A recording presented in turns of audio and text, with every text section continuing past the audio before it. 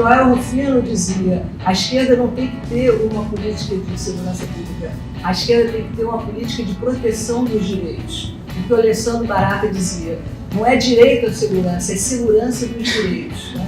Olá pessoal, bem-vindos ao 65º episódio do podcast Segurança dos Direitos, o seu podcast semanal sobre a questão criminal, sobre criminologia, sobre direito penal, sobre processo penal e também sobre segurança pública. Estamos aqui, mais uma vez, nesse aprazível ambiente virtual, ainda por conta da pandemia, portanto, gravando os nossos episódios remotamente, né? Todo mundo se cuidando, todo mundo em casa, na medida do possível, se protegendo aí dessa doença que a gente ainda não conseguiu vencer. Hoje eu estou aqui na companhia luxuosíssima da querida Juni Cirino dos Santos. Diga oi para a audiência, Juni. Tô adorando que eu voltei a ser uma companhia luxuosíssima. Vocês veem que, né, nosso relacionamento tem altos e baixos nesse podcast. Oi, pessoal. Uma satisfação estar de volta aqui. Olá, pessoal. Aqui é Rafael Borges. Estou passando mais uma vez por fora da gravação do nosso podcast com dois recadinhos. Queria, em primeiro lugar, anunciar a nossa ganhadora do livro O Inimigo no Direito Penal, do Zaffaroni. A ganhadora é a ouvinte Manuela Novaes, que tem o perfil @manuasturiano. Manuela, entre em contato com a gente, diga seu endereço para a gente providenciar a postagem, tá bem? Parabéns. E queria também anunciar aqui o sorteio do livro dessa semana, pessoal. Essa semana a gente vai sortear o Punição e Estrutura Social, do Rush e do Kirchheimer. Critério para participar, o mesmo das outras semanas. Eu preciso que vocês vão lá no canal do podcast, no YouTube, se inscrevam, tirem um print da inscrição e mandem para a gente, seja no Twitter, seja no Instagram.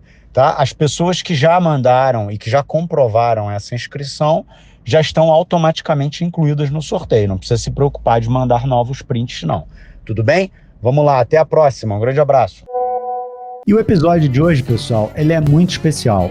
A gente está trazendo aqui para conversar conosco da bancada e também com vocês, da nossa audiência qualificada, o advogado criminalista e também professor de direito, Cristiano Fragoso. Para nós é uma alegria muito grande ter o Cristiano aqui. O Cristiano é um advogado que eu admiro muito, advogado dinâmico, um criminalista de raiz, um cara que tem altas sacadas, um cara que se posiciona, que se coloca sempre muito bem e que consegue, como poucos, conciliar uma carreira profissional muito exitosa com uma carreira acadêmica igualmente exitosa, né? O Cristiano é professor da UERJ, é autor de livros, enfim, e é um professor brilhante também.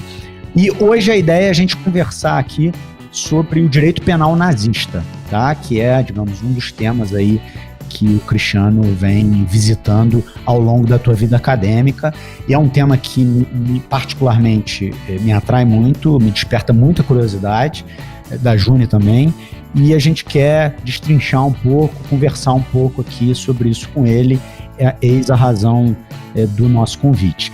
Só para lembrar vocês que nós estamos em praticamente todas as plataformas de áudio que hospedam o podcast. Temos também aquele nosso perfil no Twitter, que é o @seguedireitos. Temos Instagram, né, como vocês também sabem. Temos um canal no YouTube que está sendo super dinamizado com a adesão da galera. Teremos novidades em breve, muito em breve, aliás. Teremos uma novidade interessantíssima lá no canal do YouTube. Temos também um e-mail, que é o seguranca2direitos@gmail.com. Não faltam caminhos, alternativas, ferramentas para a audiência qualificada entrar em contato conosco. Eu não vou gastar mais nem um minuto do ouvinte com a minha própria isolada voz para dar início imediato ao 65º episódio do podcast Segurança dos Direitos, seu podcast semanal sobre segurança pública, que hoje vem no formato de um bate-papo com o querido Cristiano Fragoso. Bem, Cristiano, queria, em primeiro lugar, agradecer a você por ter aceitado o convite de estar aqui nesse podcast, dizer que para nós é uma honra muito grande ter você aqui, tratando desse tema, que eu sei que é um tema ao qual você dedicou muitas horas de estudo, muitas horas de análise.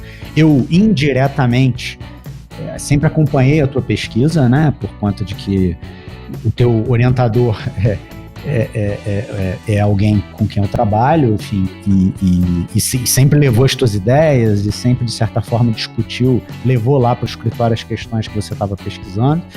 Então, para mim é uma coisa que gera muita empolgação ter você aqui falando desse tema, que é um tema tão importante e tão fundamental para entender a questão criminal no Brasil contemporâneo, né? Eu acho que é muito feliz.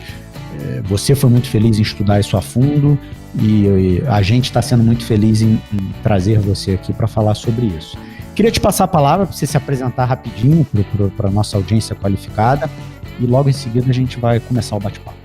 Bom, é para mim um grande prazer, uma satisfação estar aqui com vocês dois, Juni e Rafael Borges, para falar de um tema que me foi, inclusive, proposto pelo professor Nilo Batista, há muitos anos já, em 2009, quando eu fazia o doutorado.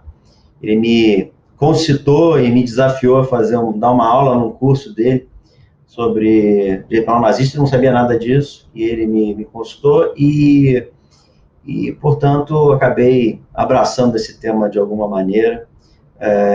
Eu tenho sido advogado criminal há mais de 20 anos e professor também, e acho que me tornei professor para nunca deixar de ser aluno, como dizia Lévi-Strauss, e a gente aprende mais do que os próprios alunos, né? Então é um prazer estar aqui e conversar sobre esse tema com vocês. Bom, Cristiano, eu queria começar do começo, né? Eu queria que você explicasse um pouco para a nossa audiência qualificada isso que constitui o objeto da sua pesquisa. Mas antes ainda disso, falar um pouco assim, qual que é a importância de se estudar o nazismo? Né? Por que você chegou a esse objeto de pesquisa? Né? De certa forma, você fala aí de uma influência do professor Nilo, que teria te concitado a trabalhar isso, mas eu queria, né, feita a pesquisa, quer dizer, o que você identifica como importante? Por que estudar o nazismo é importante nesses tempos? Olha, eu reputo importante estudar o nazismo por vários motivos. A minha tese de doutorado inicialmente seria sobre os inimigos no direito penal brasileiro. Era um momento em que se discutia muito o direito penal do inimigo. E fazia-se isso a partir de uma metodologia de discussões de aspectos filosóficos, de aspectos sociológicos, jurídicos. E aí eu queria estudar um direito penal do inimigo da prática. Então, eu imaginei o seguinte: qual é o direito penal do inimigo que eu posso ver que realmente a gente tem não só uma prática disso, mas também uma teoria que supostamente daria guarida a esse discurso. E o direito penal nazista foi a clara e óbvia escolha. Eu penso que é um tema que guarda uma lamentável atualidade, porque a gente vive no mundo, não só no Brasil, um momento de refluxo de autoritarismo, um autoritarismo não só político, com ditadores no poder, mas também momentos em que você tem democracias meramente formais, mas com uma psicologia social que é desejosa e muito seduzida por pulsões autoritárias, e isso se manifesta, evidentemente, em vários âmbitos da vida, inclusive no direito penal. O sistema penal é formado por pessoas, os promotores, juízes, defensores, são todas pessoas, e trazem a sua psicologia, a sua visão de mundo para cá. Além disso, no momento em que Hitler sobe ao poder, a teoria do direito penal, a ciência penal, já havia atingido altos índices de sofisticação. Então, eu tinha grande curiosidade de buscar compreender se e como o nazismo logrou alterar a teoria do direito penal, as teorias de dolo, teoria de culpa, de imputação, princípios que vinham há muito tempo. Essa era a minha curiosidade, até porque hoje em dia nós vemos também isso acontecendo. Teorias que ampliam punição, princípios sendo solapados. Então, essa que me parece ser a grande coisa. E o fio condutor não podia ser o nazismo, porque não há nazismo aqui, que foi um ideário específico, mas era um autoritarismo. né, que isso podia existir e existe, lamentavelmente, em diversos países, inclusive no Brasil, em certa medida. Entendi. Agora, Cristiano, eu acho que era importante você fazer um apanhado histórico, assim, breve, mas deixar claro para a nossa audiência, quer dizer, como que se chegou ao nazismo, né? E como que o nazismo chegou ao poder? Porque hoje a gente olha o nazismo como um capítulo da história alemã, enfim, europeia, com repercussões importantes em outros lugares, mas há, às vezes, até a tentativa de alguns historiadores de atomizar aquele período histórico, né? Como se aquilo tivesse sido ali uma coisa isolada, né, que surgiu num determinado momento e depois acabou num outro momento. Queria que você desse uma contextualizada para a gente do ponto de vista histórico mesmo. Quer dizer, como que se chegou ao nazismo e como que o nazismo alcançou os espaços de poder a ponto de ter feito todo o estrago que conseguiu fazer. Bom, Hitler sobe ao poder só em 1933, após 15 anos da República de Weimar, que era um ensaio democrático de uma democracia parlamentarista num país há muito pouco tempo unificado e que tinha uma hierarquia e uma disciplina férreas vindo da Prússia, que era o estado mais importante. E a democracia não era vista, na época de Weimar, principalmente pelas elites, como um regime de governo viável.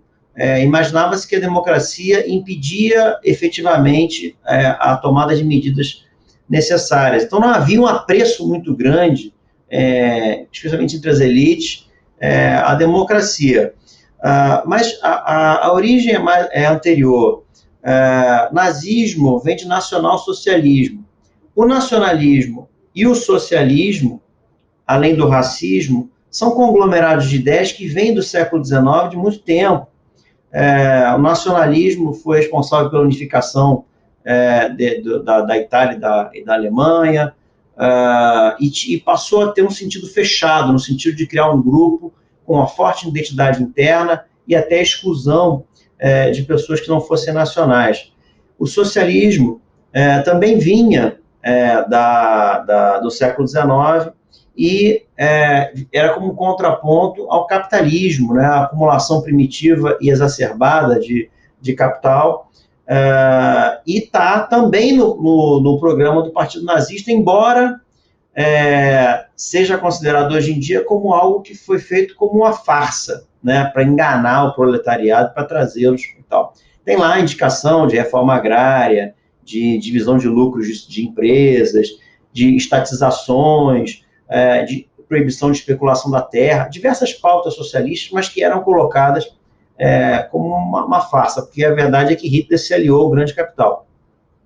E o racismo também, havia uma suposta base científica do racismo que os alemães capturaram, os nazistas capturaram, e fizeram disso como se fosse algo científico. Com o fim da Primeira Guerra Mundial, as consequências para a Alemanha foram catastróficas em todos os planos. No plano humano, muita gente morreu, muitos homens morreram. A derrota foi vista como algo súbito pelos grandes oficiais, pelos oficiais mais baixos, dentre eles Hitler. Há uma teoria de uma facada por trás, né, como se fosse uma traição, o armistício foi uma traição, nós não estávamos perdendo. E houve consequências políticas grandes. A perda de territórios importantes para a Alemanha, proibição de manter um exército forte, o império cai, há uma subida de um governo comunista na Baviera, e os comunistas eram um partido relevante. Não podemos esquecer que Marx e Engels eram alemães, e a Alemanha era um país muito mais industrializado do que a Rússia, que tinha acabado de ter a Revolução com Lenin, e a Alemanha é impedida de participar da Liga das Nações, impõe-se a ela o pagamento pesado das multas. Então, há toda essa questão que cria um peso enorme para a Alemanha e um debacle enorme da própria autoestima dos alemães. O Partido Nazista é fundado logo depois da Primeira Guerra Mundial acabar, com esses programas já de criar o espaço vital para alimentar o povo, criar uma grande Alemanha, juntando a Alemanha com a Áustria, que já era contra o Tratado de Saint-Germain, que impunha a Áustria a não se juntar com a Alemanha. Falava já que o judeu não era nacional e, portanto, ele só podia ser acolhido como um estranho, sujeito a um direito especial, que não podia ter nacionalidade. Havia poucos judeus, percentualmente, na Alemanha, mas eles estavam sobre-representados nos bons cargos, no Estado, nas empresas. Era um excelente bode expiatório. E o que acaba acontecendo é que, logo depois de acabar a guerra, há uma inflação enorme na Alemanha, que leva a uma grande dificuldade. E há até um plano, no meio da década de 20, para recuperar a Alemanha, e se consegue recuperar a Alemanha, mas tudo malogra no momento em que vem o craque da Bolsa. Se a coisa ficou ruim para os credores, você pode imaginar como é que ficou para os devedores. E é a partir daí que o Partido Nazista realmente começa a ter o seu êxito eleitoral e sobe ao poder.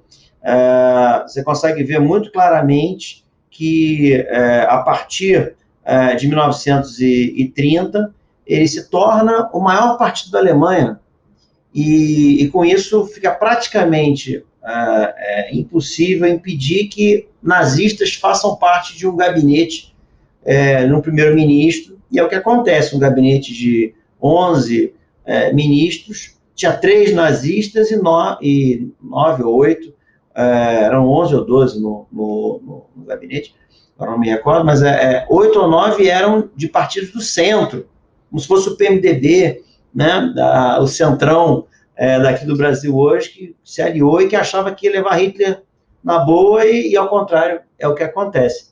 Eles chegam ao poder pelo medo vermelho, o medo da classe média de se proletarizar, e as elites com medo de que os comunistas chegassem ao poder, se alinham aos nazistas, e com isso eles chegam ao poder. Professor, você falou sobre o espaço vital do povo alemão, falou sobre essa ideologia conservadora que existia entre a população alemã, e falou também sobre racismo e xenofobia, que são, né, elementos fundamentais para garantir a ascensão e a consolidação do nazismo na Alemanha. Mas a gente sabe também que, do ponto de vista jurídico, existem alguns fundamentos que são muito importantes também para explicar a expansão do autoritarismo no direito, no judiciário alemão, particularmente com relação a uma rejeição do positivismo, né? Eu queria que você falasse um pouco sobre isso. Bom, há uma ideia de que os nazistas seriam positivistas. Isso vem daquela famosa contribuição dada por Gustav Radbruch, que era um liberal neocantiano e tal, em 1949, falando sobre direito justo e direito injusto. E, na verdade, eles não eram positivistas. Ao contrário, é um mito de que os nazistas seriam positivistas. Ao contrário, como diz Carl Schmitt, o positivismo jurídico é responsável por todos os males do mundo jurídico. Ele dizia isso. E o Barata, em um trabalho importante, feito em 1966, diz que o positivismo já estava em vias de ser superado pelo neocantismo, e acaba que os nazistas eles completam esse fim do positivismo. Por quê? Porque eles acabam com algo que vem desde Kant, que é uma rígida separação entre direito e moral. Eles passam a entender que, para a proteção da comunidade do povo alemão, não faz sentido que haja limites formais para o direito, e que o que é mais importante é que, de acordo com a concreta ordenação da vida, o direito nasça a partir do são sentimento do povo, e por isso você pode criar normas e soluções jurídicas que não estão atadas à literalidade das leis, e isso já vinha do neocantismo, né, de alguma maneira, buscar soluções baseadas em valores, mas não saindo do positivismo. Eles saem completamente do positivismo e criam os próprios valores para regular a sua maneira de ver o direito. E o que é interessante é que a ideologia dos nazistas é uma ideologia de que a comunidade do povo ela é o mais importante. A comunidade do povo ela é formada pelas pessoas que têm sangue ariano e, portanto, os judeus jamais poderiam ser da comunidade do povo, e esse valor, a proteção da comunidade do povo, é o eixo central de toda a formação do direito, a interpretação do direito. E isso atua não só no direito penal, mas em diversos outros direitos. No direito constitucional, por exemplo, no direito constitucional passa-se a dizer que o judeu não é cidadão. Ele podia ter nascido na Alemanha, várias gerações da família dele serem de alemães, ele ser culturalmente alemão, mas ele não era considerado cidadão. Além disso, cria-se um Estado muito forte, era um Estado com federação, era um Estado com direitos fundamentais, divisão de poderes, e o nazismo busca um Estado unitário, um Estado sem divisão de poderes, em que o poder legislativo e o poder executivo estão na mão do Führer, e que o Führer também é senhor supremo dos tribunais e pode influenciar nos tribunais. Ele era o intérprete da vontade do povo. Inclusive uma dificuldade, porque o próprio partido nazista estava acima do Estado, ele tinha uma burocracia que imitava tudo que tinha no Estado. Então você tinha o ministro da Saúde, você tinha alguém responsável pela saúde no partido, e o do partido mandava mais.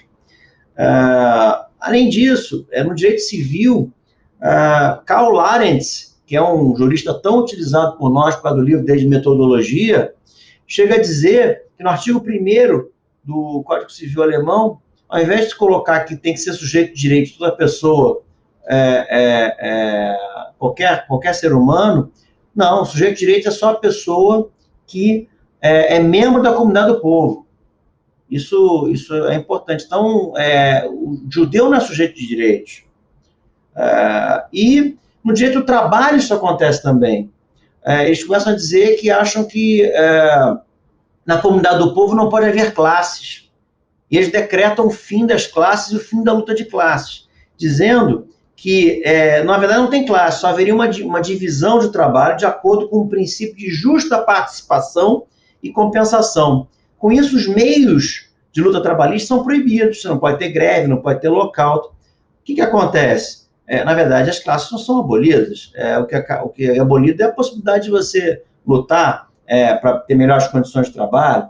Então, isso vai timbrar o direito todo. E mais do que isso, eles dizem que o direito é o que os arianos dizem que é o direito. Alfred Rosenberg diz isso. E mais, a crítica ao legislador é proibida à ciência jurídica. A ciência jurídica tem que trabalhar em prol do Führer. Todo o resultado do pensamento jurídico tem que estar em consonância com a direção política nazista. Então, o direito passa a ser uma luta, né? O direito penal, aliás, é chamado de direito de luta, e é considerado um aparato permanente de autopurificação da comunidade do povo. Hans Frank, que era um grande jurista nazista, diz que as leis nazistas têm que aniquilar o criminoso para que o povo seja livre. Então, vejam como o ideário nazista entrou em diversos ramos do direito, não só do direito penal. Pois é, mas em relação ao direito penal, isso é extremamente importante, né, professor? Porque isso viabiliza não só um direito penal super autoritário, mas também uma prática penal, uma prática punitiva bastante repressiva. né, que é o que acontece com isso que a gente reconhece hoje como direito penal subterrâneo e essa prática, especialmente dos corpos enfim, das agências de repressão nazistas, de terem uma atuação além de uma atuação formal, né? É verdade. Há na Alemanha um sistema penal subterrâneo muito desenvolvido. Mesmo antes deles chegarem ao poder, eles já tinham tropas paramilitares. A SA, que quer dizer Sturmabteilung, Seção Tempestade, e a SS, a Schutzstaffel, Tropa de Proteção, uma delas liderada por Ernst Röhm e outra por Heinrich Himmler, tinham mais de 100 mil homens em 1930, antes de Hitler subir ao poder. Era uma tropa maior do que o exército alemão. E é claro que eles vão ter disputas, isso leva até 1934, a Noite das Facas Longas, em que se cria uma ideia de que o Röhm queria dar um golpe, e aí ele é morto. E aí, dias depois, o Hitler baixa um decreto dizendo que a morte dada ao Röhm, o assassinato do Röhm, foi uma legítima defesa do Estado, porque ele supostamente queria dar um golpe, mas na verdade o que ele queria fazer era agregar a SA na estrutura do Exército. Ele achava que não precisava fazer mais sentido ter uma entidade paramilitar, e Hitler não queria isso, Hitler queria manter essa entidade paramilitar. Além disso, eles muito cedo, quando sobem ao poder, estabelecem e percebem que eles precisam ter um controle da polícia. Então, quando eles sobem ao poder, eles começam a fazer uma investigação de vida pregressa dos policiais e criam, já em abril de 1933, a Gestapo, a Geheime Staatspolizei, ou seja, a Polícia Secreta do Estado, e o Himmler também chefia a Gestapo. A Gestapo é a responsável pela tortura, e a Gestapo tem informantes, e é a responsável pelo terror psicológico que se estabelece na Alemanha. No início do governo nazista, os tribunais chegaram até, de alguma maneira, tentar coibir os excessos da Gestapo e mover processos criminais contra os policiais da Gestapo que praticassem quaisquer crimes. Mas, invariavelmente, Hitler dava o direito de graça. Ele concedia a graça e perdoava, ou comutava por penas ridículas e tal. E volta a tortura com toda a força, tortura que tinha sido abolida há 200 anos por Frederico II da Prússia, e ela vem até ser regulamentada, com quantidade de pauladas que podia dar na pessoa, necessidade de presença do médico, o uso dela não só como meio de investigação, mas como meio de exacerbação de uma punição considerada leve. Então, se o tribunal desse uma punição leve, havia tortura como punição. E, paulatinamente, houve ampliação do rol de torturados, e havia também algo que era absolutamente terrível, que eles faziam, que eles chamavam de Sonderbehandlung, ou seja, tratamento especial, que eram execuções sumárias que ocorriam por ordem do Hitler e do Himmler. Disse até que Hitler teria se envolvido pessoalmente em 25 a 30 casos. Mas não é só os campos de concentração também, que surgem para colocar os presos políticos, mas também por conta da dificuldade de acomodar todo mundo nas prisões. E eles criam um instrumento jurídico interno, e que não era publicado, que é uma prisão de proteção, Schutzhaft, que existia desde 1933 e que é regulamentada, e que é pensada para proteção do próprio preso, ou para proteção da segurança pública da comunidade do povo. Na verdade, era uma prisão política, que não admitia habeas corpus, e que era um instrumento jurídico para levar essas pessoas presas para os campos de concentração. Então, havia, sim, um aparato prático, né, e jurídico muito difundido para um sistema penal subterrâneo, que nós não temos aqui hoje, mas, lamentavelmente, nós temos no Brasil um sistema penal subterrâneo muito difundido, com execuções sumárias, com milícias, com corrupção de polícia, com diversas outras questões que todos nós conhecemos também. Cristiano, absolutamente tudo, ou a maior parte das coisas que aconteciam, por exemplo, nos campos de concentração eram ou estavam normatizadas? Não, de modo algum. O campo de concentração é, por excelência, o campo da exceção.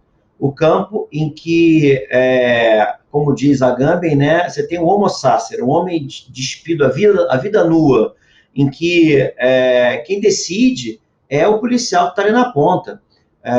Não há uma normatização do que vai acontecer. O que todos sabemos é que os campos de concentração eles eram locais de completa desumanidade, em que a pessoa chegava, tinha seu cabelo raspado, recebia um número, não era mais chamada pelo nome, recebia um uniforme, né, branco e azul, com listas largas, e era obrigado a trabalhos forçados, obrigado a passar por diversas privações, e muitas vezes era objeto de sevícias por parte dos policiais que lá estavam. Não havia uma regulamentação, não. Entendi. Eu fiquei muito impressionado, né, com essa desmistificação de qualquer confusão que possa existir entre o positivismo e o nazismo, né? É um pouco comum, né? Um pouco lugar comum você ver pessoas que não se aproximaram tanto quanto você da história do direito, estabelecerem mais pontos em comum do que divergências, né? E a gente ouve você falando e fica com a sensação de que é exatamente o contrário. E quando você falou naquela expressão, são sentimento do povo, né, como critério de, enfim, de tipificação, de escolhas de bens jurídicos, né, vamos dizer assim, de criminalização de condutas, me veio à mente o discurso de posse do nosso, então, atual presidente do Supremo Tribunal Federal. E aí, quando você falou na resposta às perguntas anteriores, né, acerca daquela expressão, são sentimento do povo alemão, como alguma coisa que estava ali na base da construção jurídico-penal, jurídico-constitucional, enfim, na base do arcabouço jurídico nazista, eu fiquei um pouco assustado, porque isso me remeteu ao discurso que o atual presidente do Supremo Tribunal Federal brasileiro fez no momento da sua posse, e que ele evocou também a uma expressão que não é idêntica a essa, mas é algo como o sentimento constitucional do povo, enfim, alguma coisa ali que só me fez reforçar a importância da gente estudar o direito penal nazista para entender o direito penal brasileiro contemporâneo, né?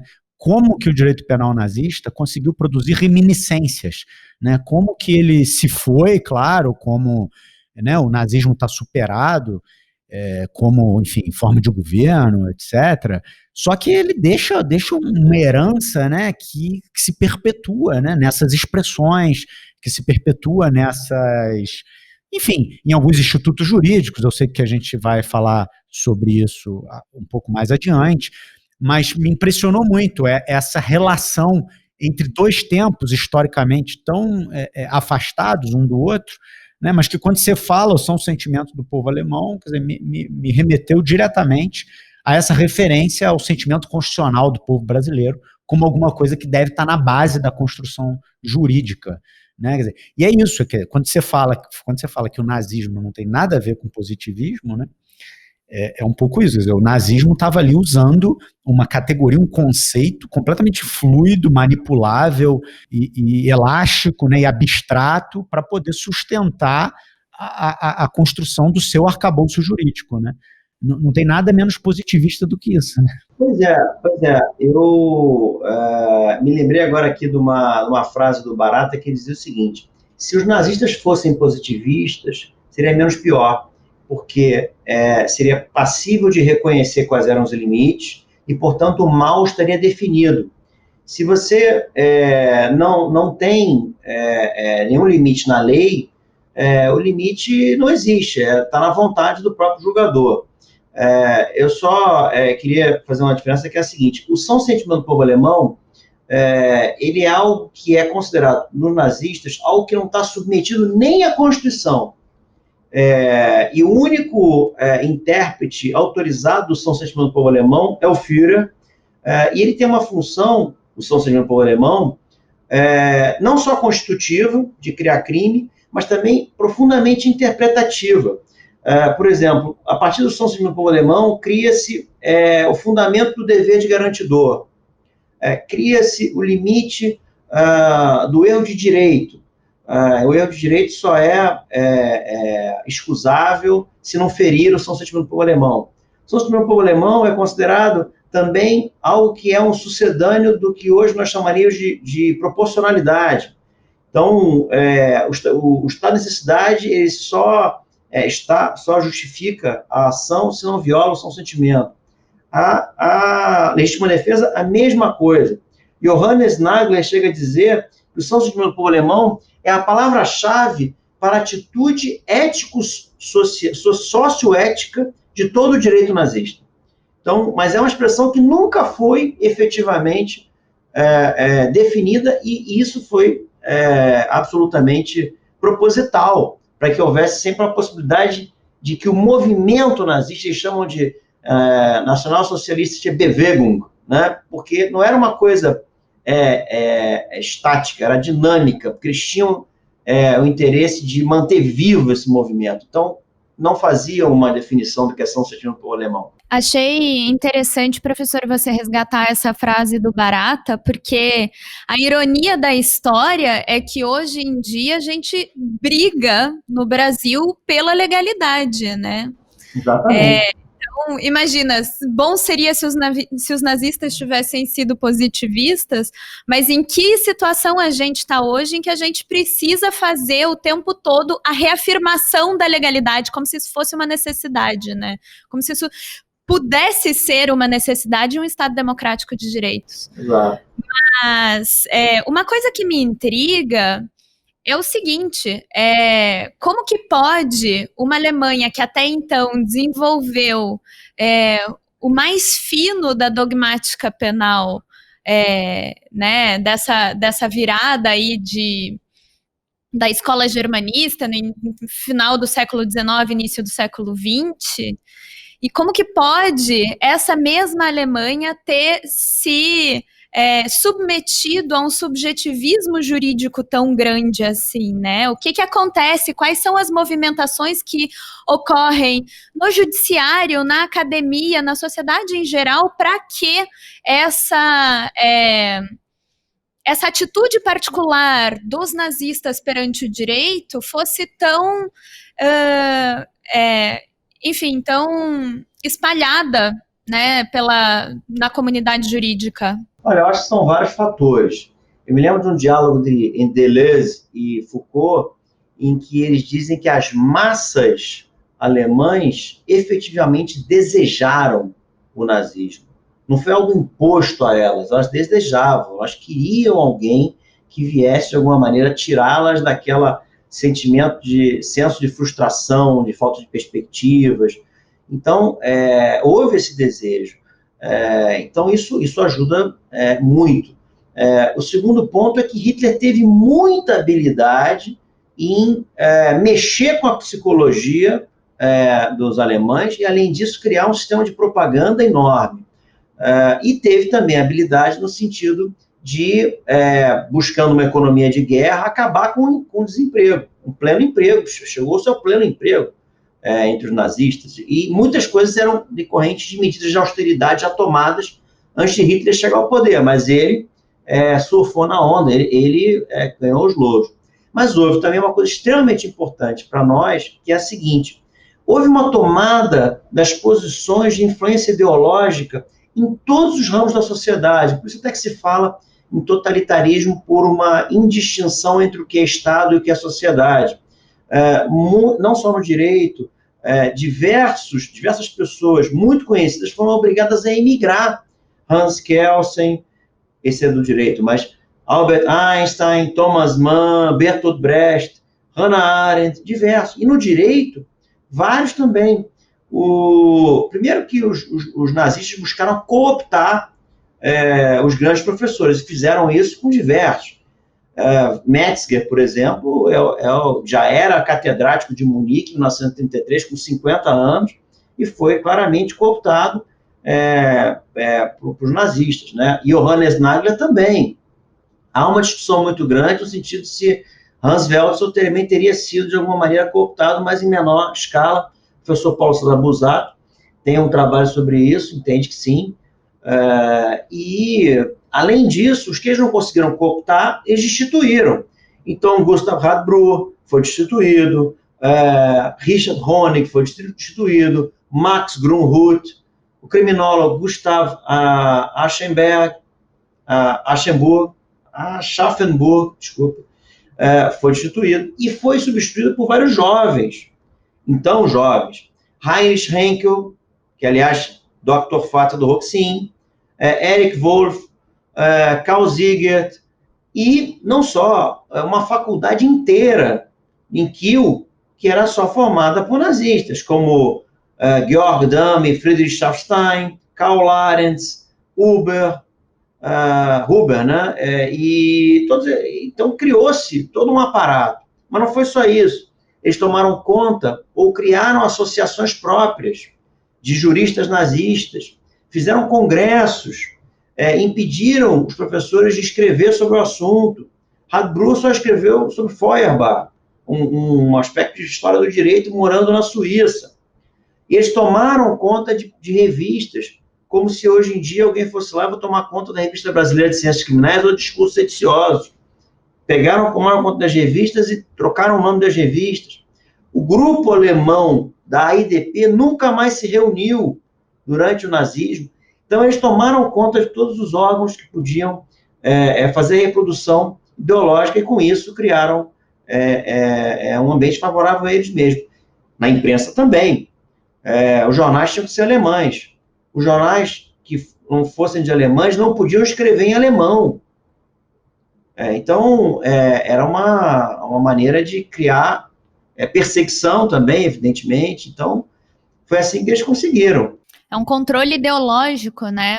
Exatamente. Interessante da última fala do Cristiano, é que fica muito claro que isso é um processo, né? Isso é paulatino, né? Isso não aconteceu de uma hora para outra. Embora a história apresente o nazismo na tua faceta mais cruel, desumana, que são aqueles episódios das execuções do campo de concentração, que é a figura do próprio Hitler.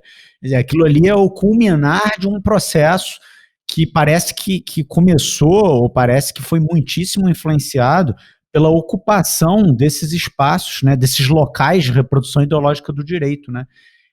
O Cristiano me fala, eu fico com a sensação de que o direito, ou a ideologia que está ali em volta das construções jurídicas, ela exerceu um papel fundamental na consolidação do nazismo, né? Sem dúvida.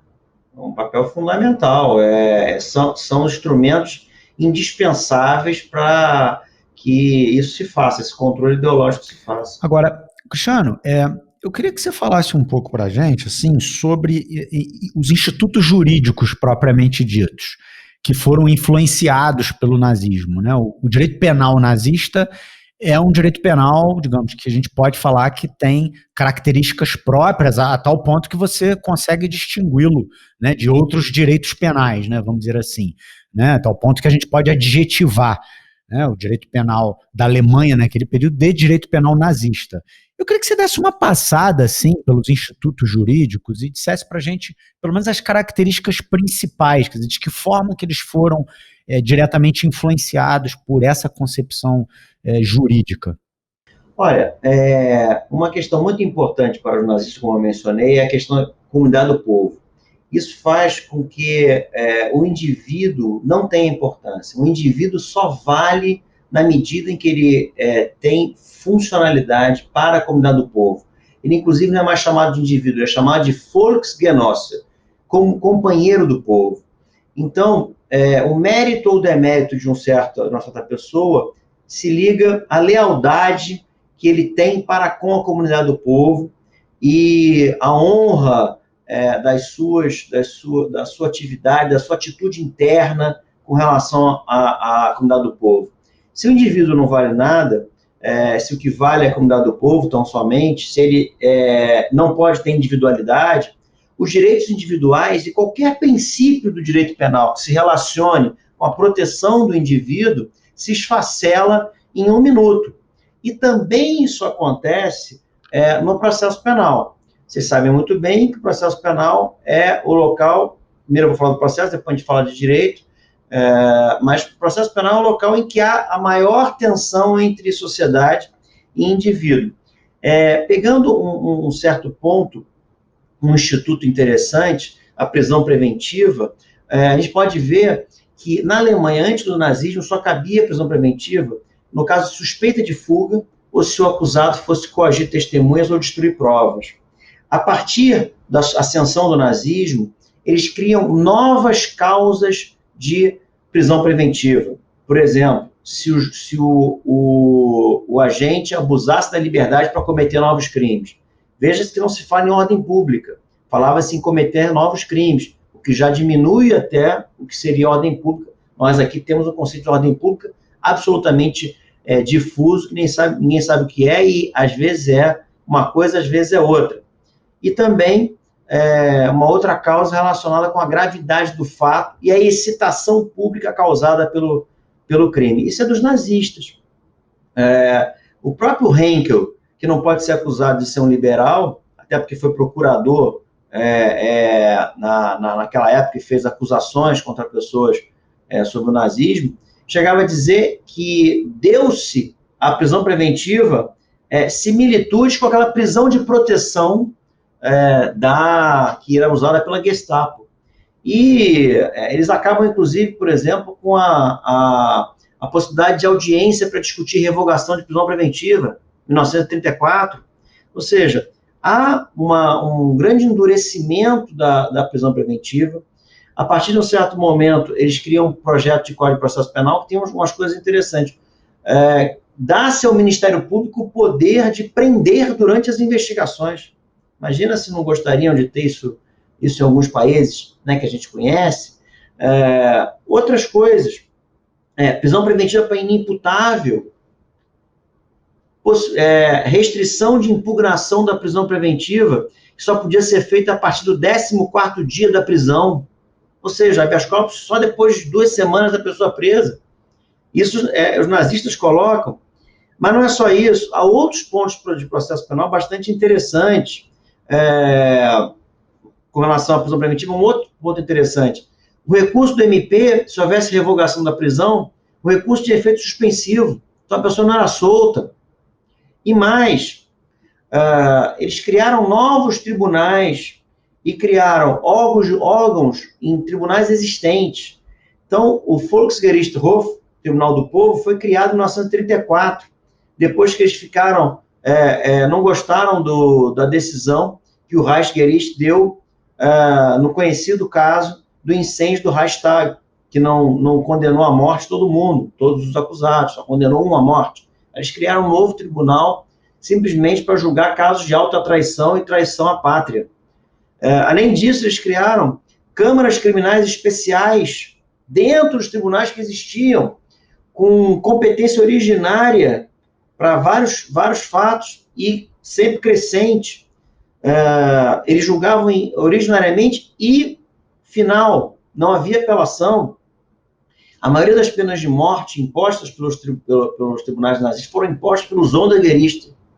Foram mais de 45 mil penas de morte dadas por tribunais nazistas. Não estou falando de campo de concentração, estou falando de tribunal com sentença, acórdão e tal.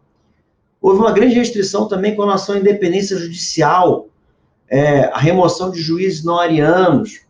Hitler podia influenciar ou até revogar decisões transitadas em julgados de juízes. O Ministério da Justiça mandava cartas para juízes dizendo como é que eles tinham que decidir. Então, no processo penal, você tem um aumento muito grande, o agigantamento de poderes do Ministério Público. Eles não pensavam o processo como um processo de partes, muito menos no processo de partes iguais. Cresce cada vez mais os poderes do Ministério Público e a defesa, uma coisa que querem importar agora para o país, dizia-se que a defesa tinha que ser leal e servir à verdade, lealdade processual da defesa. E não havia liberdade de escolha do defensor. Mas agora, esse negócio de lealdade processual da defesa não existe. Claro que a defesa não deve mentir, mas, assim, a lealdade da defesa é em ser parcial e ver os interesses da pessoa que que ela está representando. Isso é que é uma garantia da justiça. Não é uma lealdade processual no sentido que se quer implantar. Há um encurtamento de ritos processuais. Acaba-se, por exemplo, com a necessidade de um recebimento da denúncia, vai-se direto para uma audiência. A nem reformácio império é abolida, então você podia recorrer para baixar a tua pena e o tribunal podia aumentar a sua pena. Então, são diversas questões que aparecem no processo penal. Você fala da coisa do direito de defesa, eu me lembrei de um ex-juiz de triste memória, que não vale a pena nem ser citado aqui no podcast, falava do excesso do direito de defesa, né? Que estava havendo excesso de direito de defesa, que a defesa estava juntando muitos documentos, porque a defesa estava, exigindo dele, muito trabalho. É curioso isso. São as reminiscências mesmo do nazismo. Cristiano, tem uma coisa também no dolo e na culpa que eu queria que você falasse um pouco para a gente, que tem uma influência bastante, que foram duas questões do direito penal em que o nazismo também mexeu, né? A questão do dolo e da culpa. Eu queria ouvir também um pouquinho. Vamos lá. Embora na época dolo e culpa fossem considerados ainda formas de culpabilidade, eram conceitos, sempre foram conceitos de extrema importância para a fixação da responsabilidade penal. O que o nazismo fez com relação ao dolo eventual foi algo extremamente complicado, porque ampliou muito o que se considera dolo eventual. Naquele momento, os projetos de reforma do Código Penal alemão, eles buscavam definir dolo eventual como aquela hipótese em que uma pessoa prevê como possível um resultado e, na hipótese na sua ocorrência, consente com a sua ocorrência. O que os nazistas fazem? Eles ampliam isso. Por quê? Porque eles dizem que não é necessário que haja o consentimento positivo.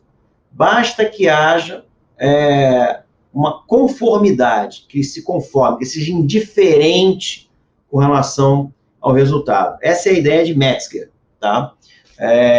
Mas há autores que são ainda piores, ainda mais permissivos no que toca ao dolo.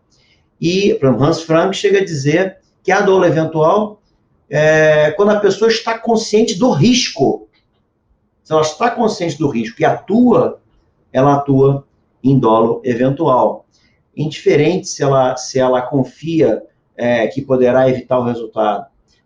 Isso é ainda mais duro, porque não exige sequer um consentimento ou uma manifestação de vontade, ainda que seja de mera indiferença.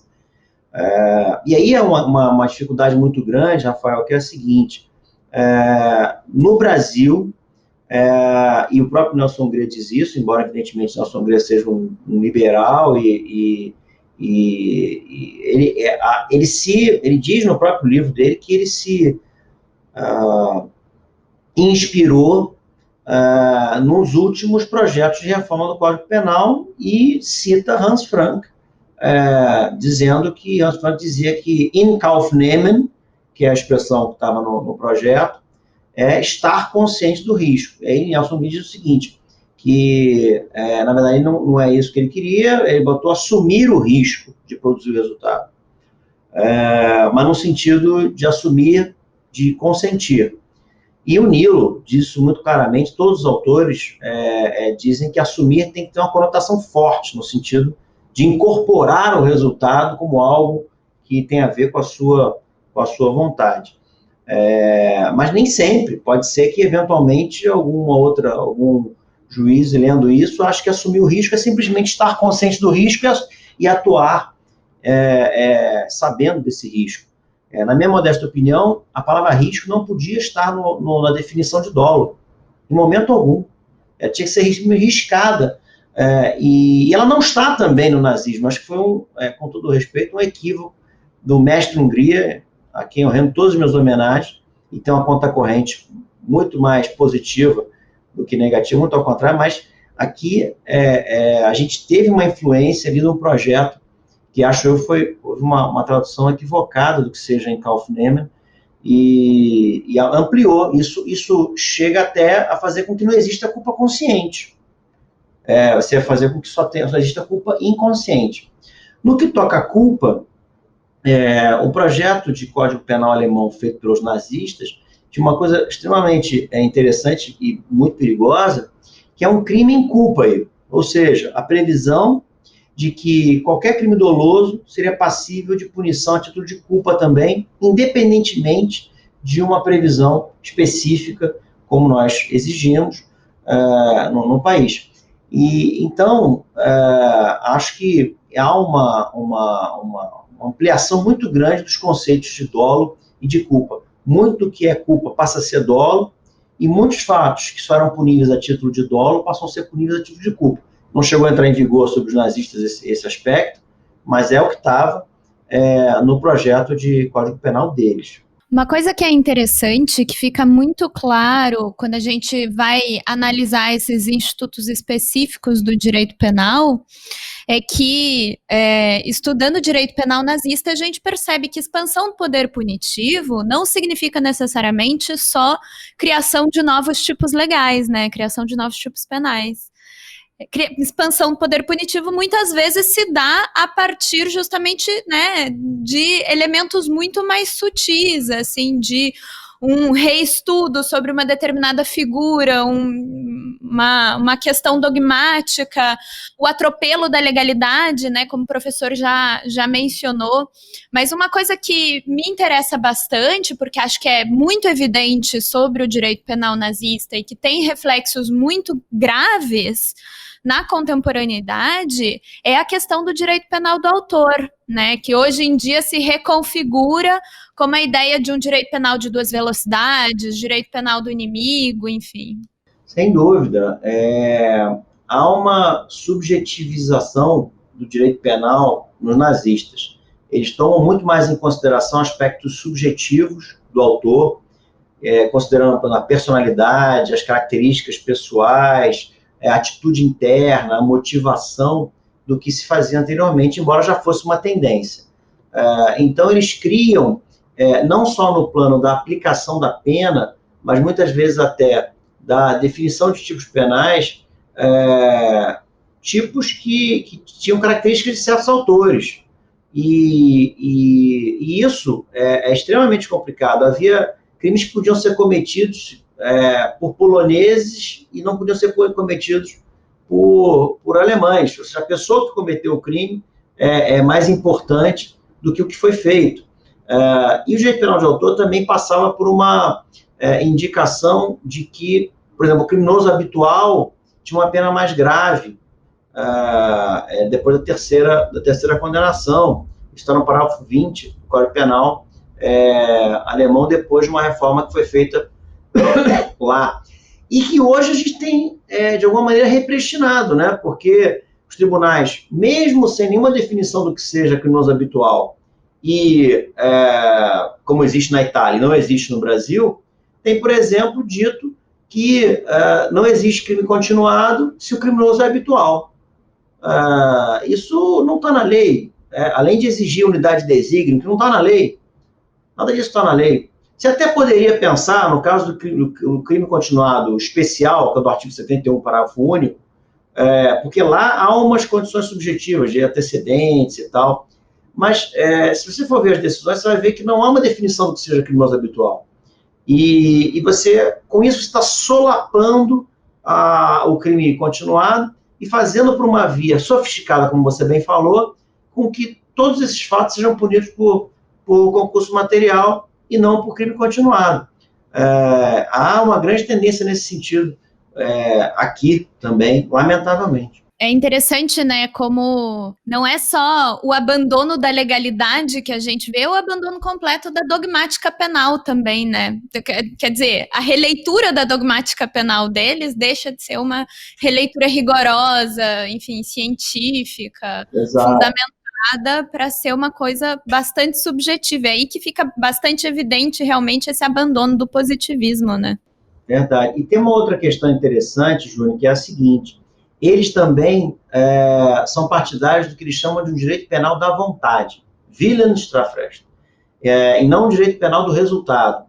Ou seja, o que é mais importante para definir o merecimento de pena não é o resultado de dano, o resultado causado pela conduta, mas a vontade que a pessoa apresentava.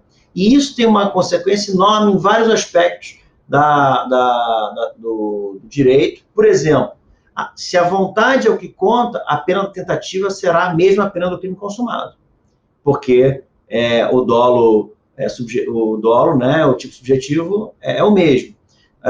Se a vontade contrária ao direito é o que vale, a própria diferença entre participação e execução fica esmaecida. E há uma busca por uma antecipação da punição. E eles fazem isso, eles começam a criar tipos penais em que a conduta descrita é empreender matar um juiz. Ou seja, os delitos já eram lavrados de forma que tentar fazer alguma coisa representava a consumação. Então, você, pela maneira de descrever o tipo, você antecipa o momento consumativo ao momento de perigo. Você transforma o crime em um crime de dano em um crime de perigo. E também, com isso, eles acabam com essa questão de direito penal da vontade, eles acabam com a acessoriedade da participação. Todos nós sabemos que no Brasil a participação é acessória, está no artigo 31. O ajuste, o auxílio e tal, não será punível, a não ser que se o crime for tentado.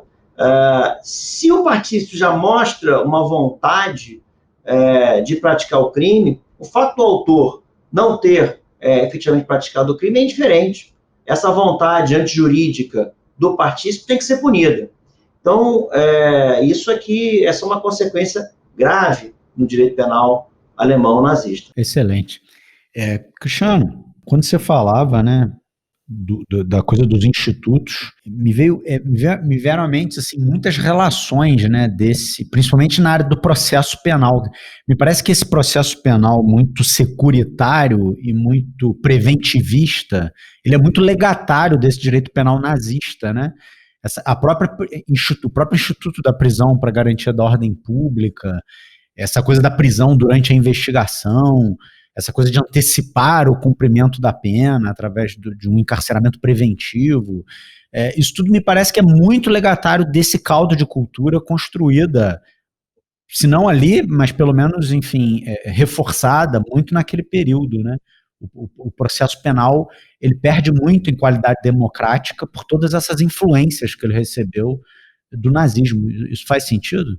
Olha, eu não saberia dizer se a influência, que eu não sou professor de processo penal, né, mas se a influência que se teve aqui no Código Penal de 1942 foi dos nazistas. A minha impressão é que tenha sido mais do Código Penal italiano, mas faz sentido sim pelo seguinte, porque é uma concepção substantivista da prisão preventiva. Não uma ideia de que a prisão preventiva tem uma finalidade instrumental, processual, mas a ideia de que a prisão preventiva tem um caráter praticamente de antecipação de pena e de satisfação de impulsos punitivos dessas pessoas que estão envolvidas e acusadas de crimes. Professor, eu sei que na dogmática penal ainda, para a gente se manter nessa temática, tem elementos muito pontuais com relação ao conceito de crime, né, que são bastante característicos, digamos assim, do direito penal nazista, particularmente com relação ao conteúdo material do crime, mas também outros detalhes em relação a isso. Acho que esse tema é um tema muito interessante, porque tem muita ligação com o que acontece hoje. Antes dos nazistas chegarem ao poder, von List já tinha feito uma diferenciação entre antijuridicidade material e antijuridicidade formal. Antijuridicidade formal seria a contradição entre a conduta e o ordenamento jurídico. E antijudicial material seria a danosidade social da conduta. E não há antijudicial material fora da antijudicial formal. Só que os nazistas pervertem isso completamente. Eles passam a dizer que existe antijudicial material que não está na lei formal. Claro, porque se eles acham que o princípio da legalidade não pode valer, então eles dizem que há antijudicial material. E, além disso, onde é que está antijudicial material para eles? Muitos nazistas até admitiam a teoria do bem jurídico, né? Como, por exemplo, Erich Schwinger admitia e fazia uma reinterpretação em função dos valores que eram importantes para a ideologia nazista. Então, você tinha a pureza do sangue, da raça, a integridade da constituição do povo, dessas coisas, né? Isso mostra, penso eu, que a debilidade, né, a dificuldade da própria teoria do bem jurídico para impedir incriminações. E me lembra uma ideia de um professor alemão atual que chega a dizer que o bem jurídico pode ser criado como se criam contos de fadas. Então é muito fácil você criar um bem jurídico e dizer que agora a legitimidade de punição está ali. Mas os jornalistas mais radicais, eles diziam diferente. Eles diziam que o conteúdo material do crime estaria na violação do dever de lealdade ou de fidelidade para com a comunidade do povo. Então, o delito era uma traição. Isso tem muitas repercussões. Por exemplo, no crime omissivo. No crime omissivo, você só tem crime omissivo via de regra quando você tem violação a um dever jurídico. Só que como eles acabaram com a relação, a divisão, a separação clara entre direito e moral, você vai poder ter crimes omissivos com base em deveres éticos, o que é um absurdo. E nessa mesma medida, como o que é importante é proteger a comunidade do povo, eles criam diversos crimes omissivos a partir de deveres que não têm nenhum tipo de proteção jurídica, inclusive crimes omissivos por não denunciar crimes, e mesmo a título de culpa, omissão culposa de não denunciar crimes de que tomou conhecimento. É muito característico no direito penal alemão uma profusão de crimes omissivos, o que hoje, lamentavelmente, tem acontecido muito também, inclusive com a tentativa de aumento dos deveres de garantidor na nossa lei. Mas acho que talvez, para que a gente possa finalizar esse aspecto relacionado com a dogmática, seria muito interessante ver o que aconteceu com o conceito analítico de crime sob os nazistas. Nós todos sabemos, e na época já era assim, que o conceito analítico de crime estabelece que o crime é ação típica, antijurídica e culpável. E eles acabam com isso completamente. Esse conceito é um conceito que busca dar segurança jurídica, que busca dar racionalidade, que busca dar uma orientação aos juízes para que eles examinem analiticamente uma conduta para examinar se existe crime ou não. Os nazistas eram contra esses esquemas analíticos formais, racionais. Ao contrário, o sentimento é que era mais importante do que a análise racional. Então, eles acabam com todos esses elementos, praticamente. A tipicidade e o tipo, evidentemente, tinha que ser abolido. Quem é contra o princípio da legalidade, cuja primeira função constitutiva é de criação do tipo, não ia achar que o tipo tinha qualquer tipo de função, então não serve para nada. Então, o tipo pode ser abolido. E a outra questão importante é a seguinte: a ação também não tinha um conceito específico para eles. Eles consideravam, dentro do direito penal de autor que você mencionou antes, Júnior, que a ação podia existir ou não, dependendo de quem era o autor. O Damm chega a dizer que um fato podia ser ou não uma ação criminosa se fosse praticado por uma pessoa ou por outra pessoa, dependendo de quem fosse a pessoa, coisa que a gente não admite. A existência de ação ou não depende de quem é a pessoa. Poucos autores estabelecem que os inimputáveis não podem praticar ação, mas não era esse o viés era uma questão de quem é a pessoa. Então, a ação é indiferente.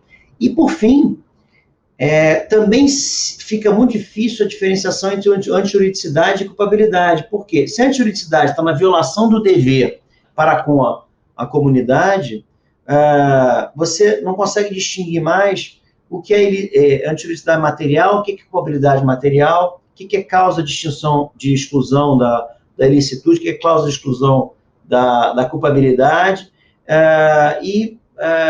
acaba com a distinção entre uma coisa e outra, fica uma coisa meio amorfa. Então, a antijuridicidade passa a ser como se um elemento único e indistinto do que seria o crime, e seria uma danosidade à comunidade do povo, indiferente a questões amarras de ação, de tipicidade e de culpabilidade.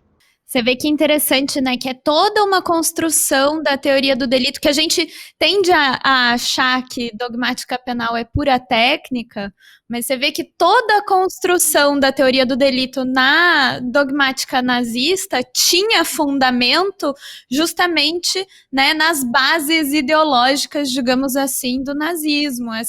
O sentimento do povo, o espaço vital do povo alemão, enfim, todos esses elementos que constituíam ideologicamente o nazista são trazidos como fundamento para a representação técnica disso tudo na dogmática penal, na teoria do delito, teoria do banho jurídico, enfim, teoria da ação. Cristiano, antes de encerrar, eu queria também que você falasse um pouquinho sobre como que o direito penal nazista impactou na teoria da pena, enfim, da resposta penal, pena, estrito senso, mas também da medida de segurança. Havia uma difundida sensação entre os nazistas de que a justiça penal, na época de Weimar, e até anteriormente, era muito leniente, e isso levava até a um estímulo aos criminosos para que cometessem crimes, que a execução era muito branda, era muito sentimental, e eles, assim que sobem ao poder, são decididos a mudar isso. E há um incremento muito grande de penas de morte, incremento muito grande de penas de prisão. A pena, de acordo com a ideia deles, tinha que ser aplicada de acordo com o grau de desonra e deslealdade da conduta dessa pessoa para com a comunidade do povo.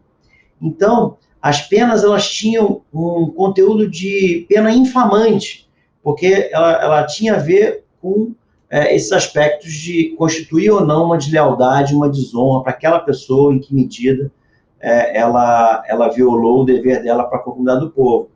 As ideias de ressocialização, as ideias de prevenção geral positiva, de reforço, de confiança, não tinham nenhuma função no ideário sobre a pena dos nazistas. Eles se calcavam em aspectos de retribuição, no sentido de expiação e de uma função até de limpeza da comunidade. Eles tinham que limpar a comunidade daquelas pessoas que cometiam crimes. E há também ideias de neutralizar o criminoso e de proteger a comunidade do povo daquelas pessoas e intimidar.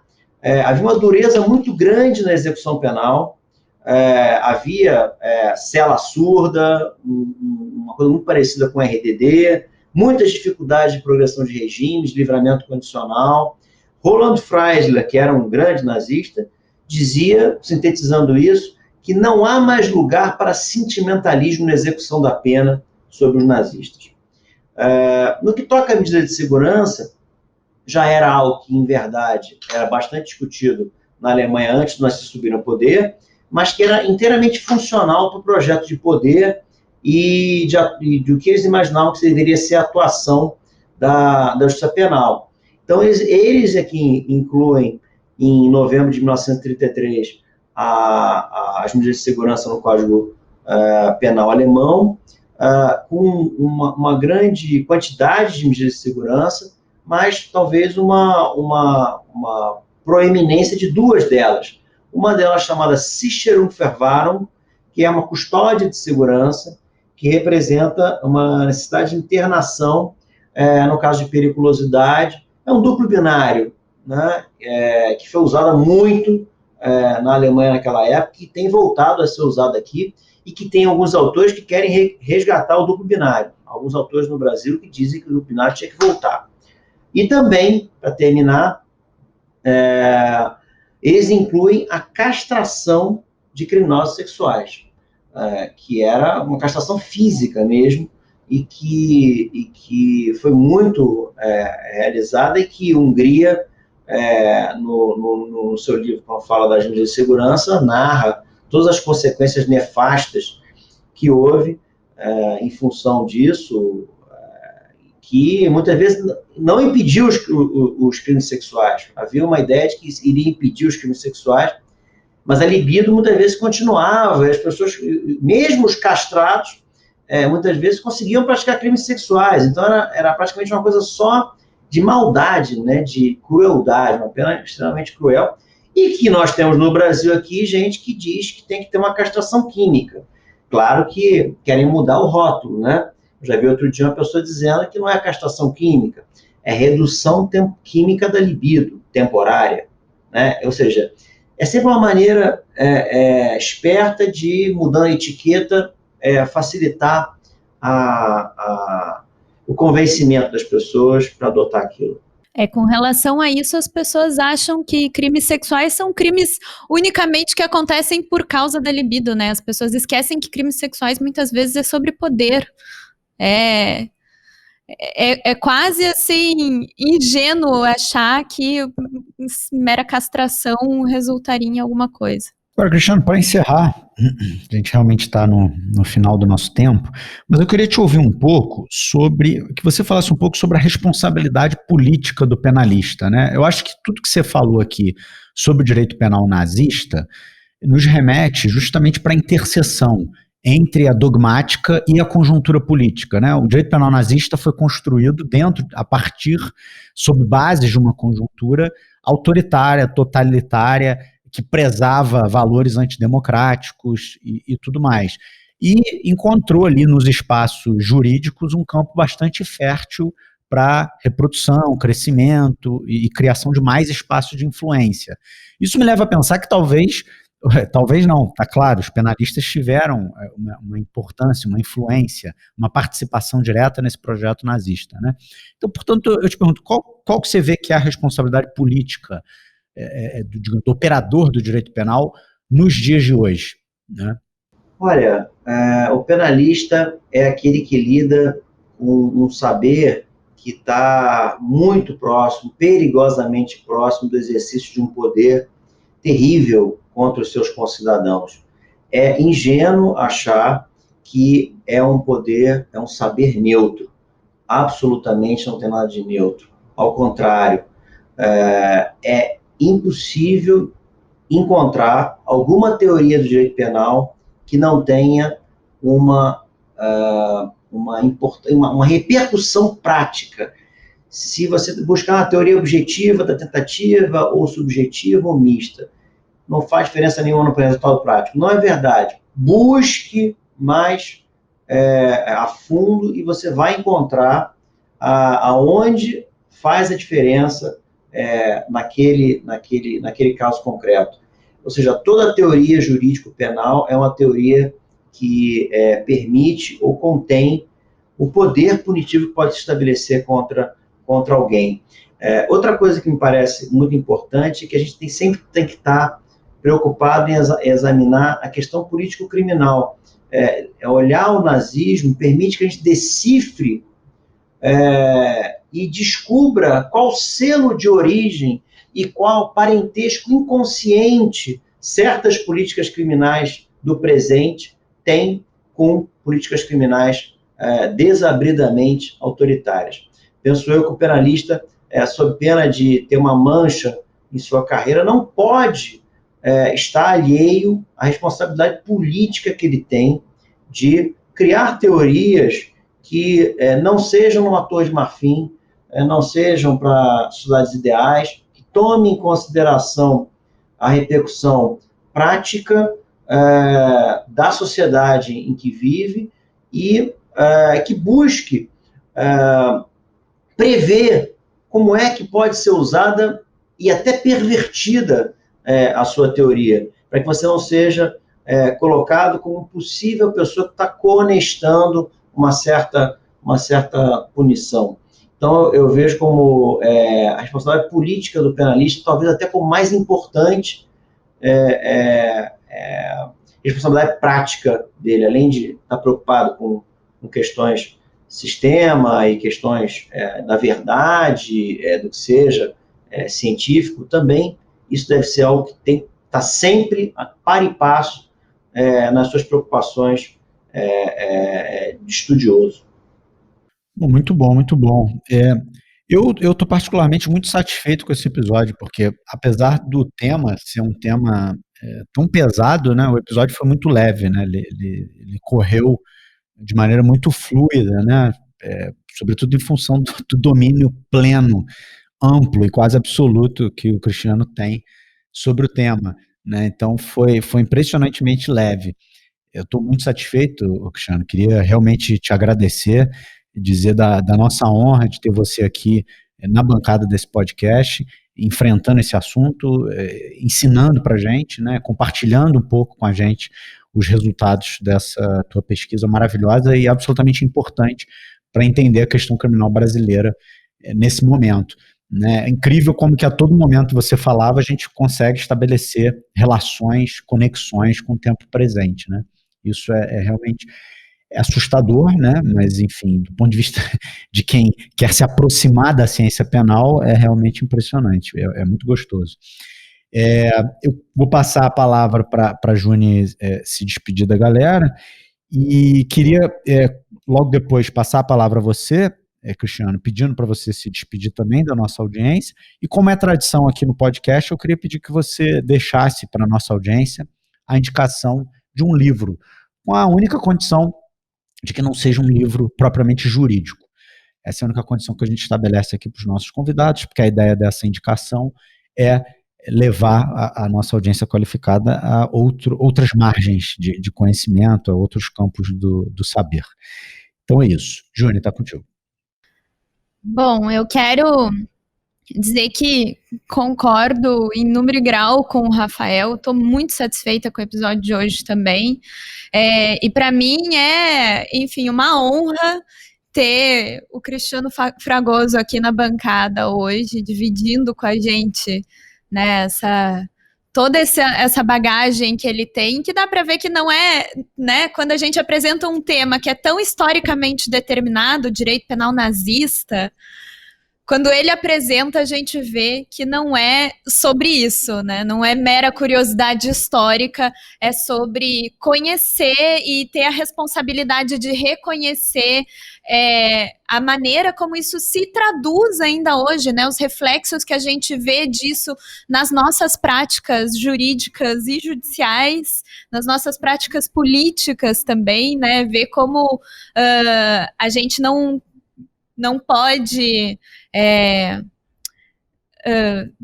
enfim, a gente não tem como achar que isso é um tema menor por ser historicamente determinado, e acho que isso ficou abundantemente claro no episódio de hoje.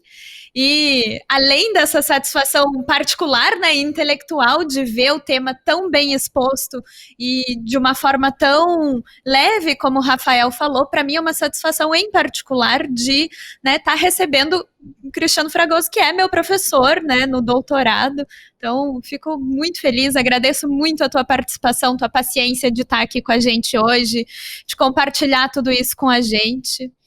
Então, realmente, assim, episódio fantástico, uma participação que não podia ser, enfim, mais brilhante. E agradecer, como sempre, nossa audiência qualificadíssima por ter estado com a gente aqui nesse episódio de mais de 1 hora e que tenho certeza que foi tão agradável para a nossa audiência quanto está sendo para a gente essa gravação. Professor, a palavra está com você para se despedir das pessoas e nos brindar aí com a sua indicação de livro. Olha, eu estou muito feliz de estar aqui também. É um tema que é praticamente inesgotável. Eu falei muito pouco do que o tema permite. Embora eu tenha escrito sobre esse tema, eu sempre acabo voltando a ele, não há uma ressaca sobre esse tema, foi muito bom que ambos vocês dois estivessem aqui. Eu fico muito feliz, duas pessoas que eu gosto muito, tanto a Júnior quanto o Rafael. Eu tenho muito respeito acadêmico pela seriedade com que trabalham os temas e na própria advocacia. Para mim, foi muito bom. Obrigado pelo convite e desejo continuado sucesso ao podcast e que venham pessoas de todo tipo para aqui estar para discutir os mais diferentes temas como tem acontecido. No que toca ao livro, a indicação de livro, eu indicaria um livro de filosofia, um livro escrito pelo imperador e filósofo Marco Aurélio, Meditações. É um livro do estoicismo romano e que é muito interessante em termos de examinar como a filosofia pode nos ajudar na vida prática e pode nos fazer viver melhor e se sentir melhor. E não é algo inócuo, ao contrário. Embora escrito há quase 2000 anos atrás, a gente vai também verificar diversas coisas que podem nos ajudar no dia a dia contemporâneo. Muito obrigado, pessoal, pela audiência de todos e um grande abraço. Ótimo. Então é isso, pessoal. Se liguem no recadinho do sorteio do livro, né? Que a gente continua aí com essa atividade aqui no podcast. E é isso. Até a próxima. Um grande abraço para todos.